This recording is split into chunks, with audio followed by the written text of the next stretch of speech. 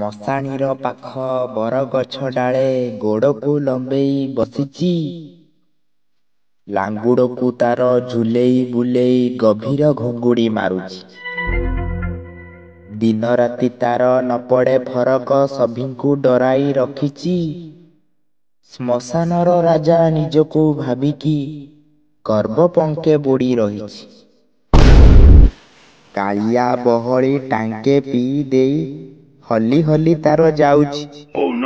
ପାଦଟା ପଡ଼ୁଛି ଏପଟ ସେପଟ, ଅଷ୍ଟାଙ୍ଗ ତା କଥା କହୁଛି।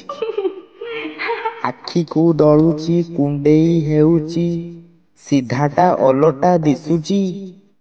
ରାସ୍ତେ ଯାଉ ଯାଉ ମଶାଣିରେ ପଶି ସମାଧି କୁଣ୍ଡେଇ ଧରିଛି। ଘୁଙ୍ଗୁଡ଼ିକୁ ଶୁଣି କହିଲା କାଳିଆ, କିଏ ସେ କୁକୁର ଭୁକୁଛି?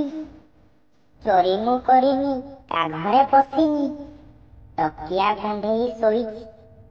କରି କଡ଼ମଡ଼ ଉଠିଲା ଶଇତାନ। କିଏ ସେ ଚିତ୍କାର କରୁଛି? ଘରେ ମୋର ପଶି କିଏ ସେ ଶୋଇଛି? କାହାର ସାହସ ହୋଇଛି? ମଦୁଆ ଅନେଇ ରାଗିକି କହୁଛି, ଅଭଦ୍ରାମି କିଏ କରୁଛି? ଅନ୍ଧ ହେଇଛୁ କି? ଦେଖା ଯେ ହେଉନି, ଭଦ୍ର ବ୍ୟକ୍ତି ଜଣେ ଶୋଇଛି। ଯାର ଭୟରେ ପୁରା ଗାଁ ଆତଙ୍କିତ, ତାକୁ ଏ ଧମକ ଦେଉଛି। ଡର ଭୟ ନାହିଁ ମଘରେ ଆସିକି ମଖମଲ୍ଲି କଥା କହୁଛି। ତା କଥା ଶୁଣି ମଦୁଆ ତାହାର ମୁରୁକି ମୁରୁକି ହସୁଛି।